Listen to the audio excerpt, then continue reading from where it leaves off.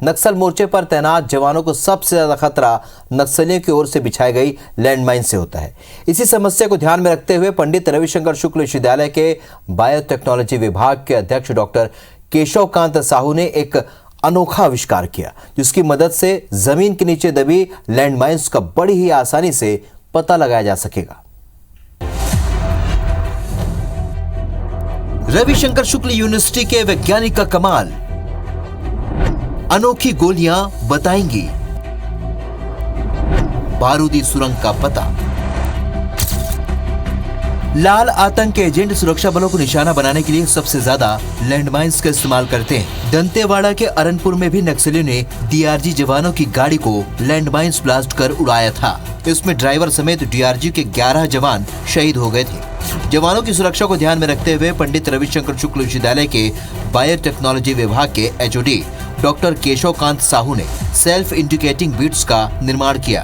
ये बीट्स बड़ी आसानी से जमीन के नीचे बारूदी सुरंग की जानकारी दे देती है। जमीन पर फेंकने के 30 से 35 मिनट के भीतर गोलियों का रंग बदला तो समझ लीजिए कि नीचे मौत की सुरंग बिछी हुई है।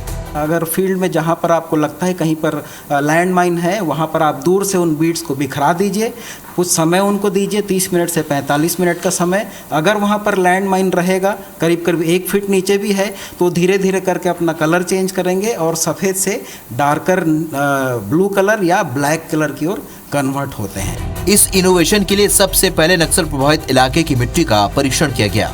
इस दौरान वैज्ञानिकों को इस मिट्टी में 5 ऐसे बैक्टीरिया मिले जो ट्राइनाइट्रोटोलुइन और टीएनटी जैसे विस्फोटक पदार्थों के प्रति संवेदी है। सोडियम नाइट्रेट में इन जीवाणुओं को मिलाकर ये गोलियां बनाई गई हैं। वैज्ञानिकों का मानना है कि इन गोलियों से जमीन की उर्वरक क्षमता को बनाए रखने में भी मदद मिलेगी।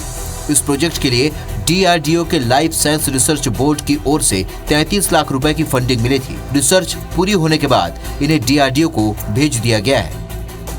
नक्सल इलाके की मिट्टी का हुआ परीक्षण।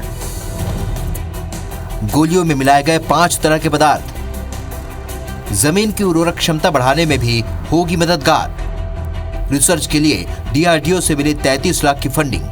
लैंड माइन फटता है, वो उसके जो पाउडर हैं वो ज़मीन में मिलते हैं और ज़मीन में मिलने के कारण वहाँ की जो सॉइल है उसका उर्वरा शक्ति कम करते हैं।